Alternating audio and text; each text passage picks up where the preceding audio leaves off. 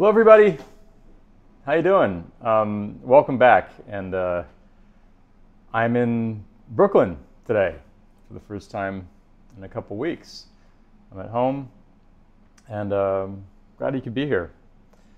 Thanks for your patience. I just had sometimes when I come back from tour and I have to set everything up again, sometimes some unexpected things happen, and so anyway, here I am, and glad you could be here. Welcome to this 68th Monday live stream.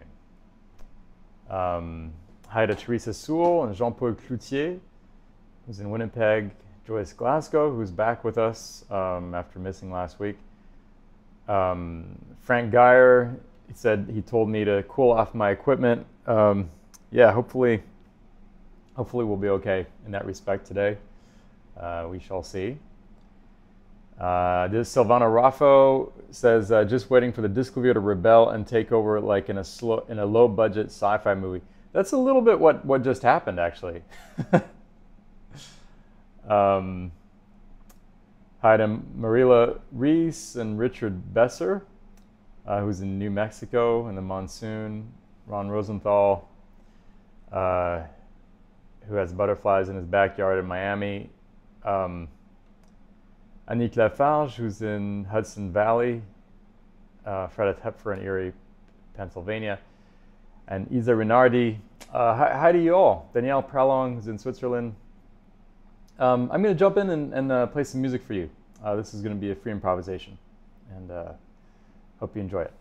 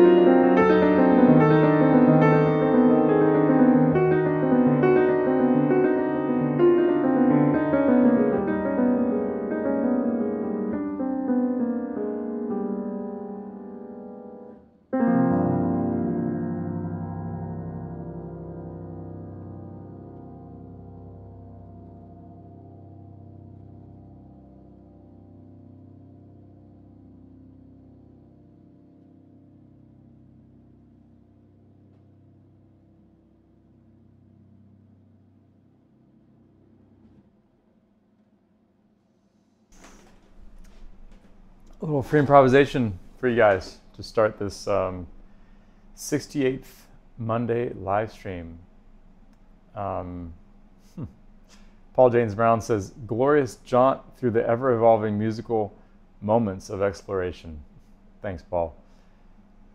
And Grace Chu says, those cascades remind me of Rick Wakeman's waterfalls. I'm not familiar with those. I should check those out. If you can send me a link later, I'd love to see that. Danielle Prolong wants to call that improvisation so far, so close. And Joyce Glasgow says, sweet and sober, vertical lines, musical notes, rich and round, like the aroma of steam from a good cup of espresso. Down some stairs into a dark, atmospheric gathering place, music wafting in the corner, mysterious, dramatic, pensive expressions on faces, exaggerated in shadow, pondering the music, all still in space, to be captured in a painting and dreamed upon by future generations. Thank you, Joyce. Speaking of paintings, I went to a really great exhibit yesterday. I went to the Whitney Museum in Manhattan, and I saw an exhibit by the artist Julie Moretu. And I was really impressed with it. Let me show you some examples. Let's see.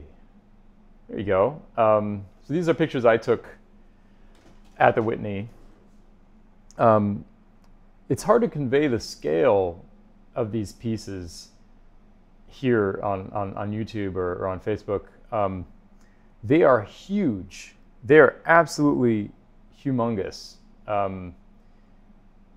And not only are they huge, they're on this epic scale, but they have incredible amounts of detail, which are actually difficult to see on this picture right here.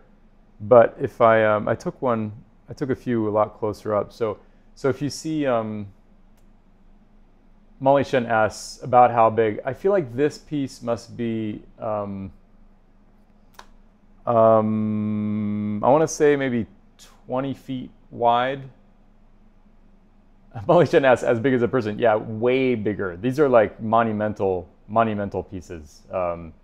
This is at least 20 feet wide. Maybe, I'm not so good with feet actually, but I want to say between 20 and 30 feet.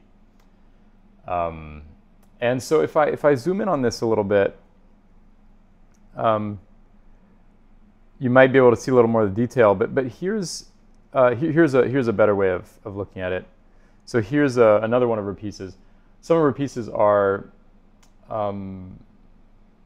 much more monochromatic, and some explore color much more. In fact, some of her pieces are really joyous in terms of color. Like, for example, this one, which is based on a stadium, and you can feel that, and you can feel all those flags, and the just kind of colorfulness of a stadium. I should note that it might sound a little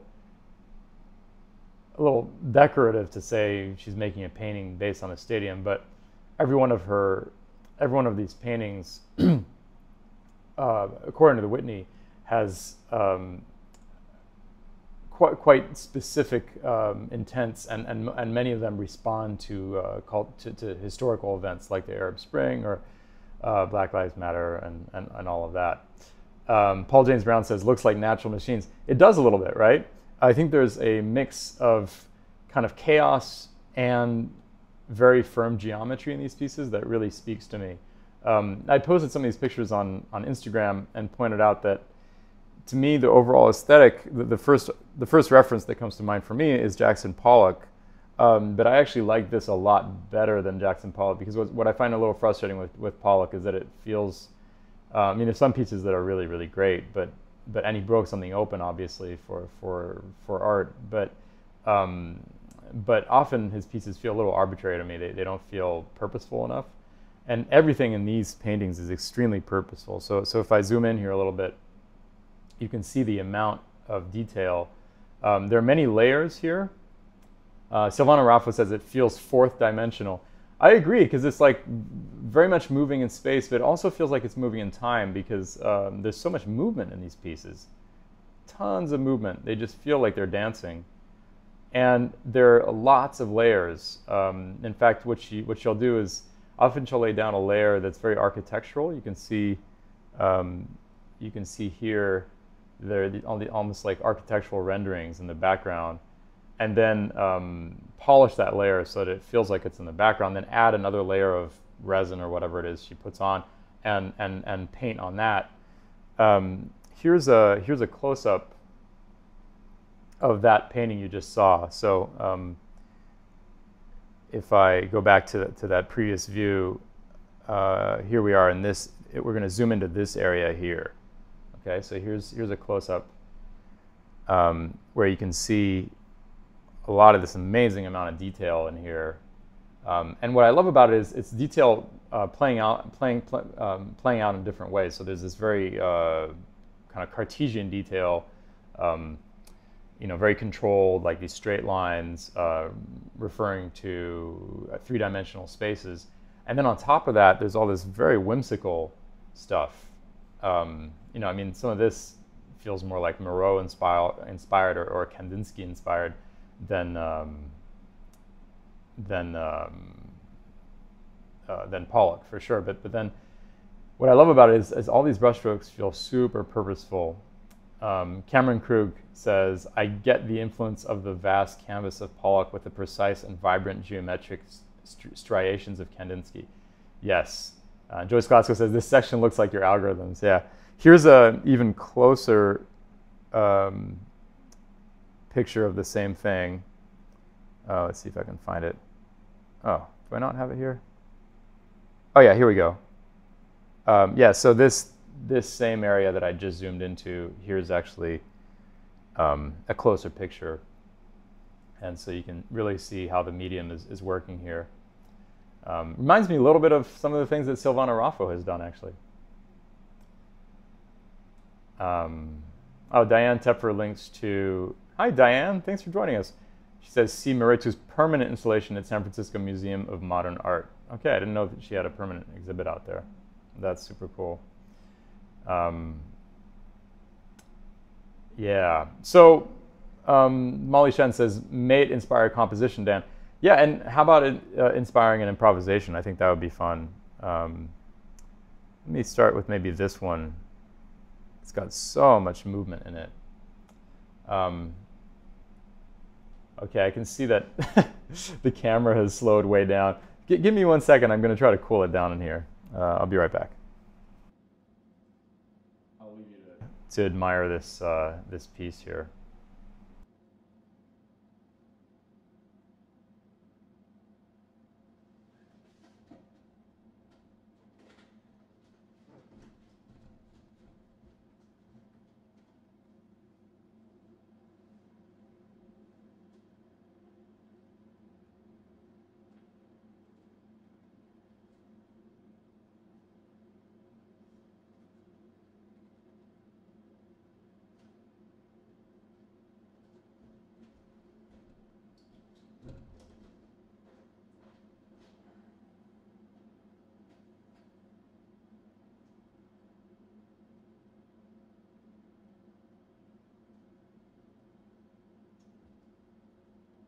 That's already a little better, right?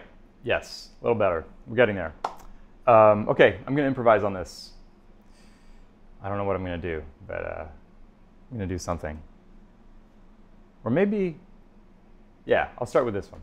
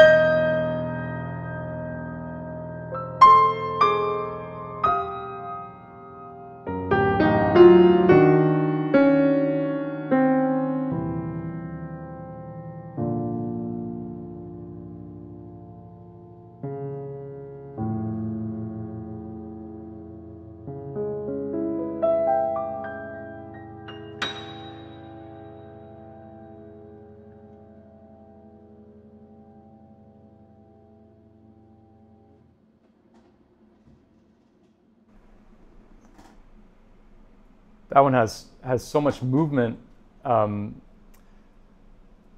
also very monochromatic and kind of somber, right? Let's try another one. Let's try something much more colorful. How about this one? I don't think I'd shown you this one yet. This was one of my favorites. A lot of her work has kind of a central density, and then it becomes less dense towards the edges of the canvas. But in this one, she obviously very purposefully inverted it so that there's this kind of void in the middle, and then density on the sides. It's like some explosion just happened, and we're just witnessing a moment in the expansion of the materials. Paul James Brown says, very Pollock. Yes, but so much more purposeful than Pollock, and I can spend a long time looking at these works because there's just so much to see, and again, they're so epic in scale. Let's try this one.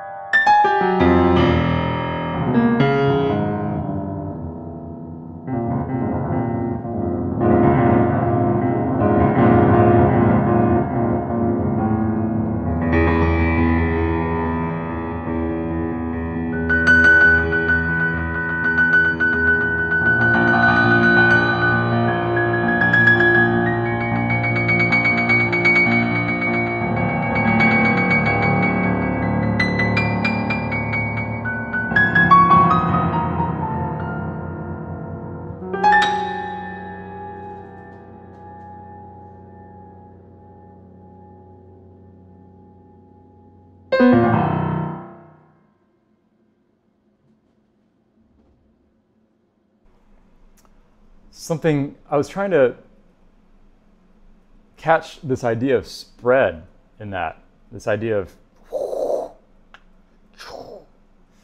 and also the fact that it's not just. This is what I love about her work. It's superficially chaotic, but there's so much structure underneath. So for example, I love this straight line up here. I mean, how beautiful is this? Look at how much detail there is. And every part of it feels super purposeful, which to me, in art, that feels important, purpose.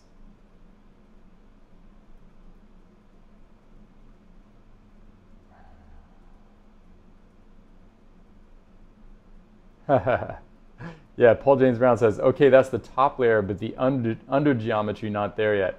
Yeah, I think you have a good point. I mean, I think the only way that I could convey the kind of mix of chaos and structure in a painting like this is to use natural machines, actually. So let me try that. Let's try this one. Look how beautiful this is. Isn't that gorgeous? This one's a lot more whimsical, actually. If I remember correctly, this is an earlier work.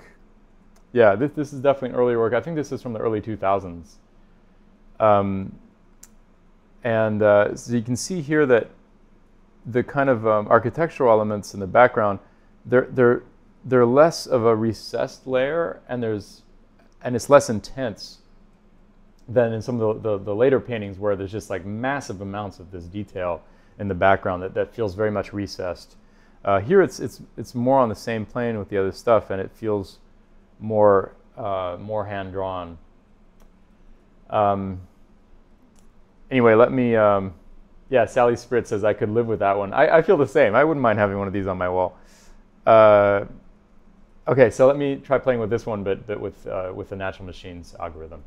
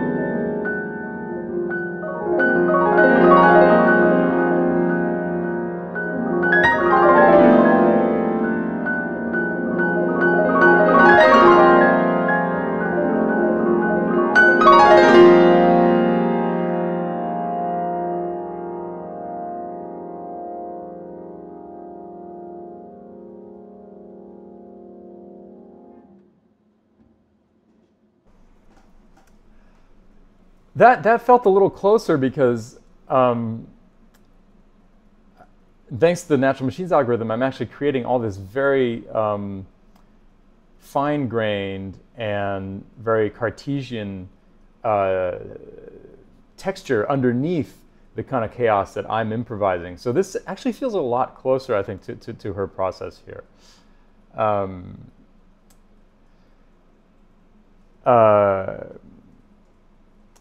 Let's see. Molly Shen says, the painting's layers feel temporal, not archaeological, so well suited to music. Yeah, yeah, I think I know what you mean. I think I know what you mean. Certainly, her work definitely feels like it's moving through time. There's like absolutely like a movement element to it. Mandy Langlois, thank you for your compliment. Joyce Glasgow says, yes, you must arrange a happening, an algorithmic concert with these paintings at the Whitney. Perfect pairing. I would love that. That'd be fun. Paul James Brown says, I'm sure you are familiar with Kandinsky's thoughts on the relationship between music and visual art. I'm actually, yeah, I did look into that. I did look into that. And it was interesting to me because it was very poetic, you know? It was kind of his own personal feelings about it. And yeah, they're pretty interesting. Oh, thank you, Diane Tepfer, for linking a video of Julie Moretu painting and a 1-hour lecture she gave, which I'll definitely be watching later. Silvano Rafa says, now I need a wall-sized canvas. Yeah, everything looks good big. You know, I don't know if you've ever noticed that, but definitely everything looks big when you make it huge. Let's do one more. Okay, let's see. Oh, here's what the exhibit looked like, by the way. This gives you a sense of scale. This gives you a sense of how epic these pieces are. And these are not the biggest pieces. There were bigger pieces than this. There were pieces that were much, much wider than this. Okay, let's finish with this guy. It was a little bit of an outlier, actually, in the exhibit. This feels like it's exploring much more of the chaotic element rather than the structural element. So let me just kind of try to convey the mood of this painting.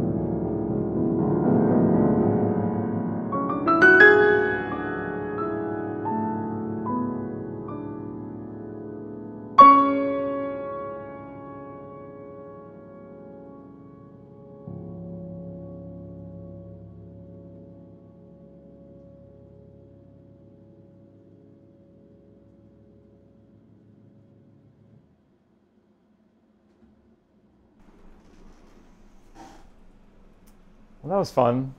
I definitely really enjoy taking visuals as inspiration. Paul James Brown says, "It is definitely a dance. You can see a chin and lips at the center. The leg is kicking and the hand and arm are extended. I see where the darkness came from, but I feel it is joyous." Wow, interesting. I don't think I see it nearly as explicitly as that. I see a ton of movement, and it might be a dancer, but to me there's something really dark to it, too.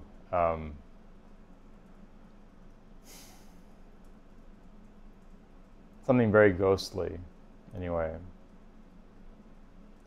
Marie Louise says, immersive. By the way, any details on Cottbus would be welcome. Working on travel plans. I actually don't know. So I am playing in Cottbus, Germany on September 3rd. September 5th, sorry. September 3rd is in Paris with the great Cécile McLaurin-Salvant. And I don't know where we're playing, but presumably it should be online. Joyce Glasgow says, referring to the previous painting, it looks like an outlier being, the wings of a bird, yet the density of a moose, a mythical guardian spirit hovering over the forest in protection, arms open in embrace of all.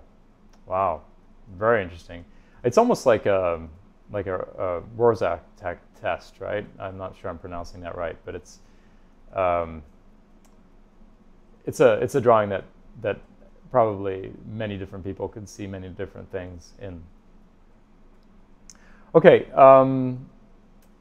I've been practicing rhythm changes this week. I don't know if you know what rhythm changes are. I Got Rhythm is a song by George Gershwin. It goes like this.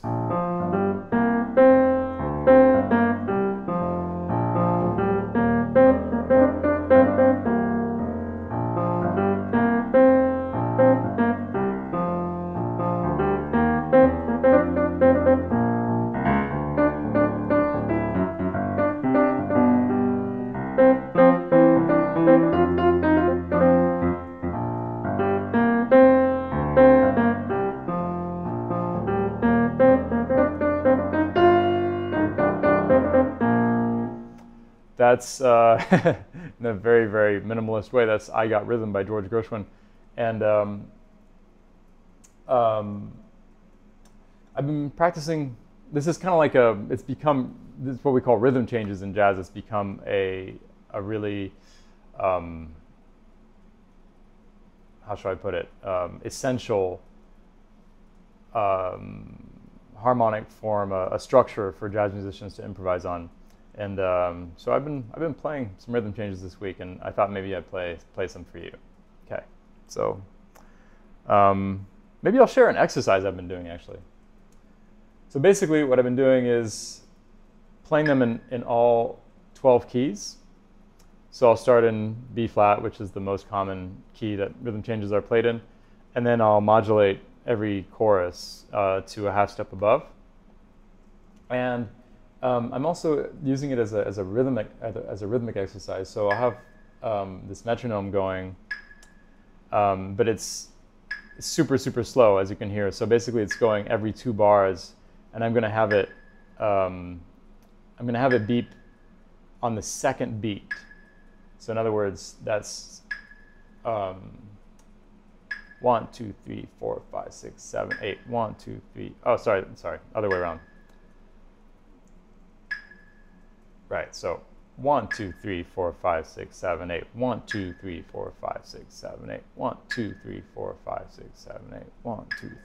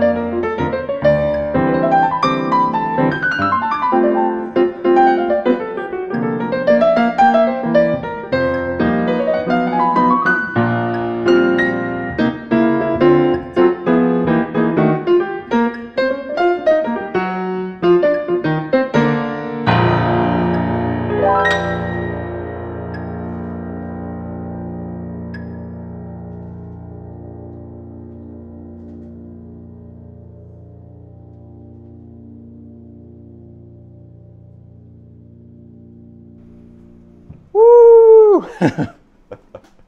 That's so intense. Woo! Yeah. It's really, really challenging and also really fun. I mean, I find, we've talked about this a lot. I find that often it's in the tightest cages that one is the most free. In other words, the more you restrict your options and the more maybe joy there is in the options that you do find. So yeah, that's a lot of fun for me. And also, for me, things that are challenging are fun. Isa Renardi says, we would wonder why you should have to practice it, as rhythm is one aspect that does look particularly innate for you. Just for our pleasure then. Yeah, I wish that were true. I've talked to, really, really great master musicians about this, and I think everyone has to practice rhythm, as far as I know. Certainly for me, it's like super hard. It's something that I know will always be a challenge my entire life. And I think that's a good thing. If it weren't hard, then why would I be interested? But obviously, playing this, and especially in 12th keys, isn't just about rhythm. It's also about this particular harmonic form. It's kind of deceptively challenging somehow. Molly Shen says, that one had me dancing on the cabin porch. Nice. Joyce Glasgow says, lots of tap dancing on this one. Giant silk bows at the collars, shiny black patent leather tap shoes, short pirouettes, skirts, all legs, exaggerated red rouge and crimson lipstick on smiling dancers' faces as they glide in syncopated rhythm, effortlessly across the floor in wild percussive punctuation, never missing a beat. Woo! Yeah.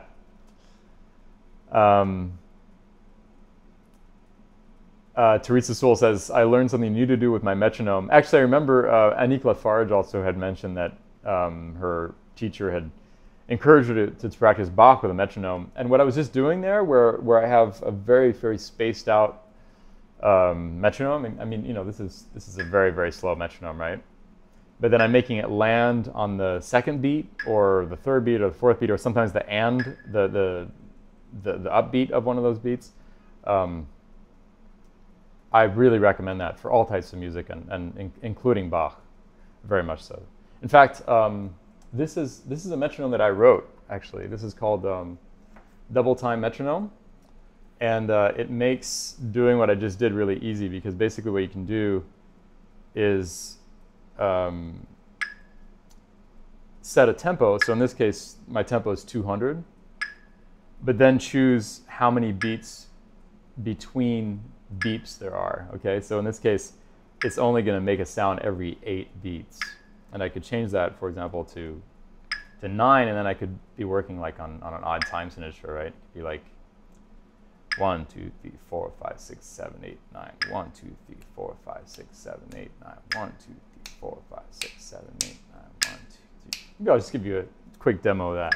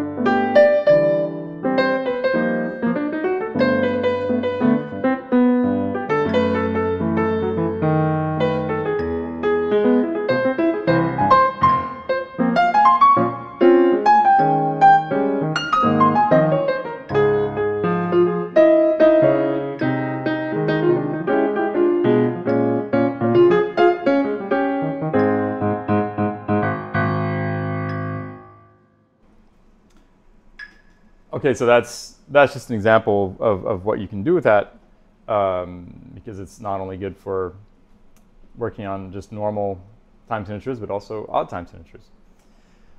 Carol McGoffin says, in grad school in the dark ages, I literally cried practicing rhythms.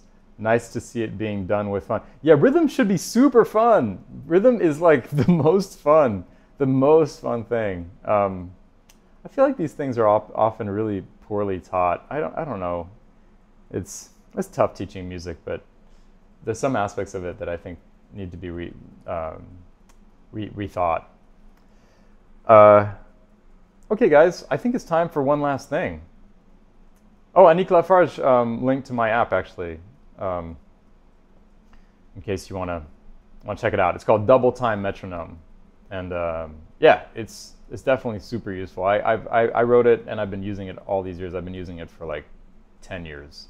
Actually, I wrote, before the iPhone and all this stuff existed, I wrote a rudimentary version of this back in like 2003 that I was using even back then. So I've been using this for a very long time. Okay, Joyce Glasgow requests an improvisation with voice. Who am I to say no? So I'm going to do that. Improvisation with voice. Here we go.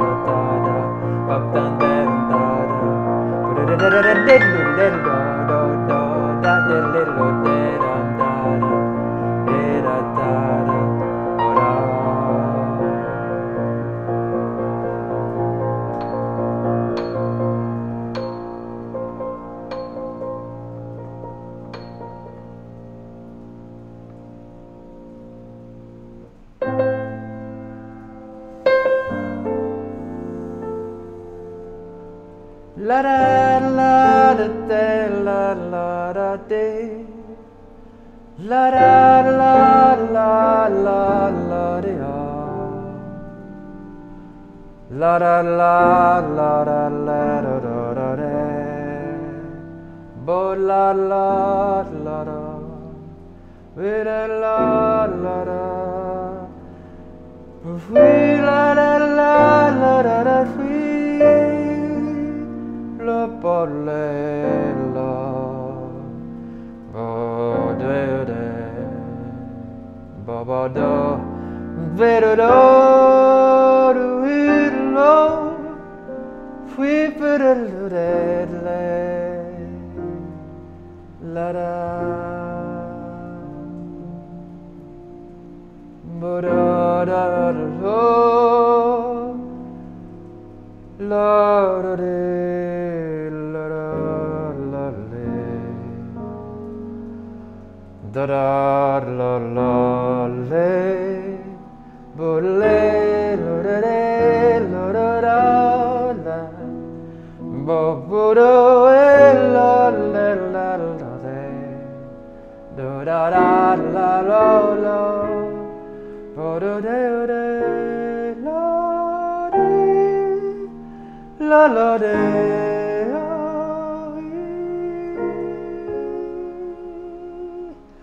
la le la la da la oh lo do do de lo de do de do de la la do de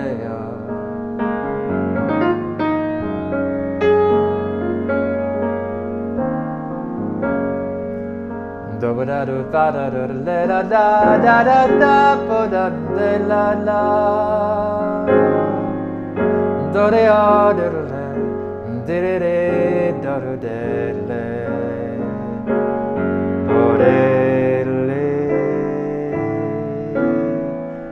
be da da be de a be la la la da ya da da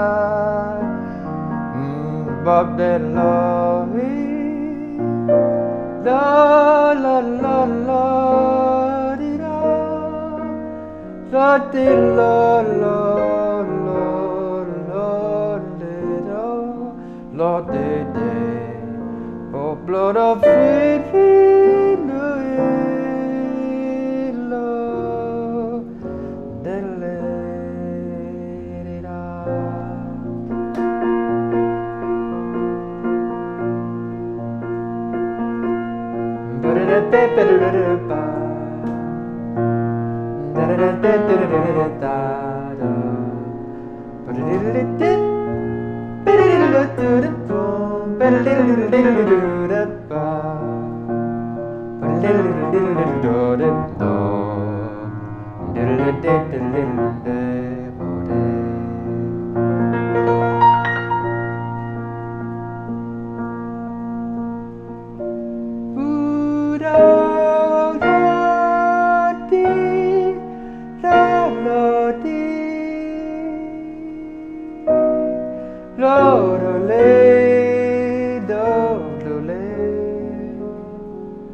Lo da da da da la la da da la da da da da da bode.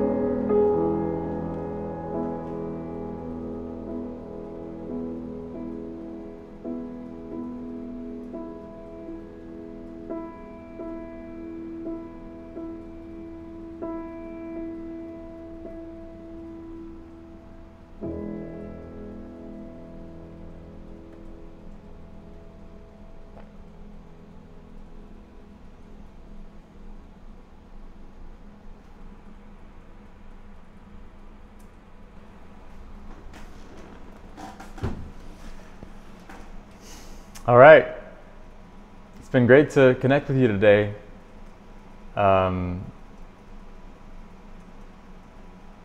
Marie Reese says, I just watched 40-some ravens fly over my Hamburg balcony's late evening balmy rooftop toward our 2 nearby lakes. As a single dragonfly bade goodbye to the sun. This vocalization fit perfectly. Thanks, Marilla. That's a beautiful image. Thanks to you all. Always a pleasure. And look forward to seeing you again next week. It'll be live stream number 69, edging closer to number 70, which is pretty crazy. Take care, you guys, and see you again soon.